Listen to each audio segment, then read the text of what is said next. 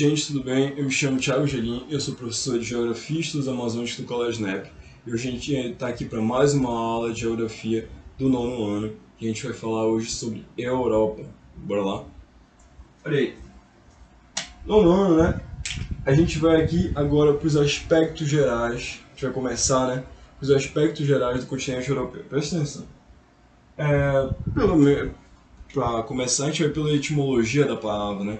Europa vem da origem grega de um conto, um mito, onde uma princesa fenícia foi raptada por Zeus, né?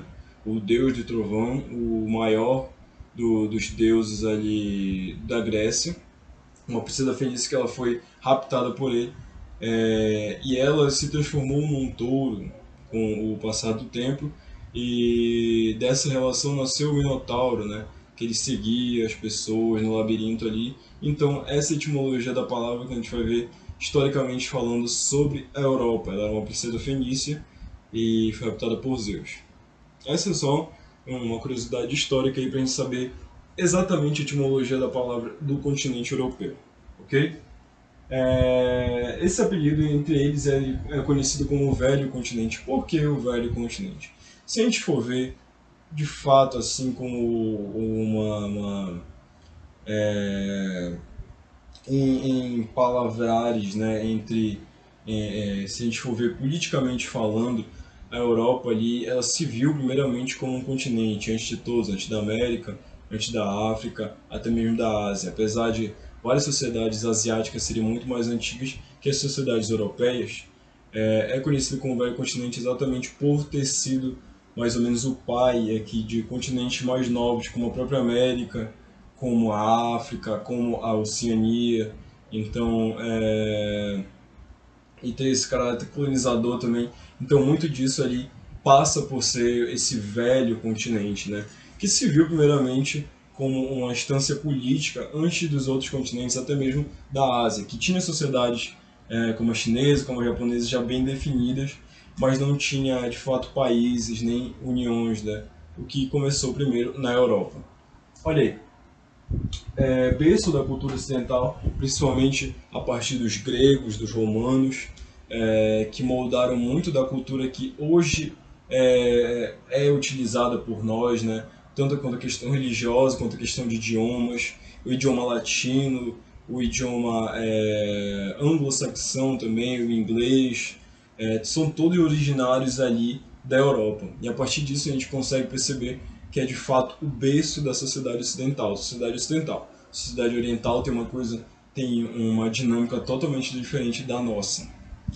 Olha aí, são 50 países, dois deles também estão na Ásia, a Turquia e a Rússia, né, que dividem ali, para vocês verem, é um continente pequeno, mas tem muitos países, e tem esses dois países que dividem o território deles com a Ásia. Na Turquia, ali, uma parte do leste turco, ela faz parte da Ásia, e quanto à Rússia, a maior parte do seu território está na Ásia, mas a parte administrativa mais importante mesmo da Rússia está na parte europeia, como a própria Moscou, São Petersburgo, e outras cidades aí também bem conhecidas e muito importantes quanto à questão política da Rússia, né? Aqui uma área bem pequena, a Europa é uma área bem pequena, histórica relação de instabilidade entre territórios. Por isso, são 50 países, são muitos territórios, mas se a gente for ver, em extensão territorial é menor do que a própria América do Sul. Então, como, né, tantos países ali reunidos nesse mesmo lugar? Porque são muitas culturas, são muitos povos reunidos no mesmo lugar. E por isso, se a gente for ver o palco das duas guerras que aconteceram, a Segunda Guerra e a Primeira Guerra Mundial, tiveram como protagonista países europeus, e foram naquele território, né? Então, são muitos territórios, são muitos povos que tiveram que se contentar com o seu próprio pedaço de terra ali. Então, muitas instabilidades surgiram a partir disso. Como a gente falou, a Primeira e a Segunda Guerra, que foram as maiores, que foram mundiais, né? Mas tiveram várias outras guerras com o passar do tempo, a Guerra dos 100 Dias, quer dizer, as Guerras dos 100 Anos, tiveram as guerras franco-prussianas, tiveram os próprios vikings também, que são um povo guerreiro, né? Então tem muita instabilidade nessa região aí. O continente onde surgiram os primeiros países, aí a gente consegue lembrar um pouco quanto à questão do feudalismo, né? Que antes eram feudos divididos ali, e o primeiro país que juntou todos esses feudos e tornou-se de fato uma união foi Portugal. Então ali na Europa que surgiu esse conceito de países mesmo, de união, e sem falar de conceito de democracia, de população, enfim, que surgiram bem ali na Grécia, né, há muito tempo atrás. E aqui a gente já pula para os elementos naturais da Europa. Ela faz parte da Eurásia, então não é definitivamente um continente, ela é meio que uma península ali da Ásia, né? Então fica ali a Eurásia, mas que se divide exatamente pelos padrões socioeconômicos e padrões sociais, são povos totalmente diferentes, tanto da Europa quanto da Ásia. Então eles são divididos geologicamente, fisicamente, apenas pelos montes Urais ali, que ficam na divisa da Rússia europeia com a Rússia asiática. Mas se a gente for ver, eles são um continente só. Mas pelas diferenças sociais, então tem essa divisão aí entre a Europa e a Ásia, e se diz que são dois continentes, né? Que de fato, geologicamente falando, são apenas um. Eles dividem o mesmo pedaço de terra. Aqui, são formados por várias ilhas. Uma das ilhas mais importantes é a própria Grã-Bretanha, né? Tem Córcega, tem Malta, tem a Sardenha, mas a mais importante de fato é a Grã-Bretanha, onde está a Inglaterra, onde está a Irlanda, onde está a Escócia, onde está o país de Gales também, que historicamente falando a Inglaterra ela já foi muito mais importante do que Estados Unidos, do que China. Ela, quanto à questão de colonização, de fato ela foi a mais importante, né? Quanto à questão de obtenção de riquezas, se a gente for lembrar da primeira Revolução Industrial, surgiu ali, muito do capitalismo que a gente conhece hoje em dia não teria surgido se não fosse a Inglaterra surgindo como pioneira aí. Então é a ilha mais importante do continente, do velho continente, do continente europeu. Okay? Aqui algumas penínsulas espalhadas pelo território, vocês vão ver aí na imagem. Tem a Península Escandinava, tem a Península Ibérica, tem a Península ali Báltica, enfim, são várias penínsulas espalhadas ali pelo território. Península, se a gente for ver, é o território que liga o oceano ao resto do continente, né? Que ele é ligado ainda ao território, então é apenas uma faixa de terra aí que liga o oceano ao continente, ok? E para cá a gente vai para alguns mares, né?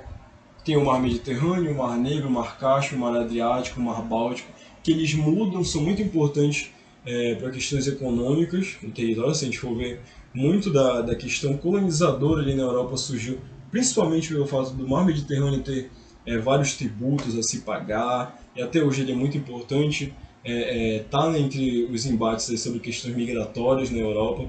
Então é muito importante mesmo esse mar, principalmente o Mar Mediterrâneo, ali para a Europa e para o continente em si, né? Mas também tem outros vários, o Adriático, o Báltico, enfim. E os climas são muito distintos entre si. É um continente muito pequeno, mas tem vários climas, tem várias sociedades que se moldam principalmente a partir desses climas, dessas características naturais. Aqui, ó, climas. Muito distinto, levando em conta relevo e hidrografia, tem esses 5 aqui. Eles levam em conta principalmente o relevo e a hidrografia dessas regiões. Relevo seriam as diferenças territoriais, né, quando a gente fala da crosta terrestre, da litosfera, e hidrográfico quando a gente fala de rios, mares, etc. Aqui os climas é o temperado, o mediterrâneo, o oceânico, o polar e o de montanha. Vamos destrinchar todos. O temperado, se a gente for lembrar, vai aparecer um globinho na tela de vocês. Tem o círculo polar antártico, tem a zona do temperado do sul, tem os trópicos, né, ali que ficam ali do Equador também, tem a zona temperada do norte e tem o círculo polar ártico. Entre a zona temperada do norte, ali que fica entre os trópicos e a região polar, está a Europa. Então ali naquela área temperada é onde a gente tem como característica principalmente a presença de todas as 4 estações. São bem presentes, são bem visíveis. É o verão, o outono, o inverno e a primavera. que são bem presentes nessa região, tanto na zona temperada do sul quanto nessa zona temperada do norte aí, também que também faz parte aí dos Estados Unidos, então eles percebem muito bem essas 4 estações.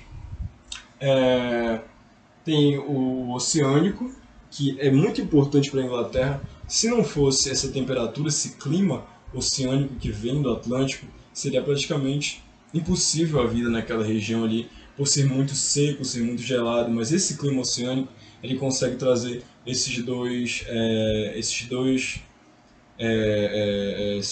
climas bem, essas 2 estações bem designadas, ou seja, o verão e o inverno nessa região. Então é possível sim a vida naquele território, exatamente por causa dos ventos oceânicos ali que vêm principalmente do Golfo. Então tem o polar e o de montanha. Polar a gente vai ver no mapa aí também, que fica mais acima, né, perto do polar, do círculo polar ártico ali, regiões como Finlândia, Suécia, a Noruega, que são mais próximas ali da zona polar, né? São bem frias mesmo e convivem com essas temperaturas bem baixas. Aqui e o de montanha também. Gente, o clima de montanha ele é bem distinto assim, né, em uma região, porque logo abaixo dele está a região mediterrânea, do clima mediterrâneo, que, né, tem o verão ali muito seco e tem o inverno também bem presente, um inverno bem úmido. Então, logo acima já tem o clima de montanha. A gente pode ver isso nos Alpes suíços, nos Alpes italianos, que são regiões que elas são de grande altitude, né? E por isso elas têm essas temperaturas muito baixas. E aqui a gente já vai contra a questão da vegetação, que muito tem a ver com os climas, né? Claro. Tem as florestas temperadas, como eu bem disse, elas conseguem perceber muito bem essas 4 estações. Tem as estepes que são uma vegetação gramínea, assim, baixa, que é característica de lugares frios, mas que também é muito importante para a agricultura, principalmente dos países ali dos Balcãs. Vocês vão ver aí no mapa a parte das estepes, né? E aí tem a vegetação mediterrânea, que é muito importante se a gente for ver quanto a Itália, alguns países ali dessa parte do Mediterrâneo, né? Exatamente pela questão da agricultura, como eu disse, as questões do vinho, as questões do azeite de oliva, tudo isso daí é interligado à questão da agricultura e daquele clima ali, que no inverno é bem úmido e que no verão é bem seco. E aqui tem o clima de montanha também, da vegetação de montanha. Tem a tundra e a taiga. A taiga ela é representada principalmente pela vegetação conífera, ou seja, os pinheiros que têm essa forma de cone, né? Então eles têm essa vegetação para essas áreas mais frias aí, a taiga, exatamente por isso, porque ela é conífera. Os seus galhos eles são feitos para que eles não consigam absorver tanta neve assim e a neve consiga cair de forma mais rápida pelo seu caule, né, pelo seu tronco, sem que a afete muito. E nisso aí, entre as pontas dos seus galhos e folhas, tem o que a gente chama de cutícula. Essa cutícula consegue reter essa neve e não consegue absorver tanto, deixando assim o clima seco, ela consegue absorver todos os nutrientes dela, estando nessa temperatura muito baixa. E por isso a taiga é presente. E tem a tundra também, que ela é vista somente por pouco tempo, porque é a vegetação característica do momento onde acontece o degelo das áreas polares, né? Então fica um pouco uma vegetação gramínea, assim, baixa, a temperatura ainda continua muito baixa, é o verão nas regiões polares, a neve costuma sumir um pouco, mas mesmo assim ainda está aquela grama ali, já esperando para os próximos 6 meses, para a estação do inverno, né, onde tudo aquilo ali vai ser tomado de neve novamente, como vocês podem perceber aí no vídeo, a vegetação da tundra. Enfim, essa foi a aula sobre esses aspectos gerais da Europa. A gente vai continuar falando da Europa nas próximas aulas. Espero que vocês tenham absorvido bem essa aula. Se puderem copiar, eu seria muito grato e que vocês possam ter entendido e absorvido muito bem essa aula. Bom dia.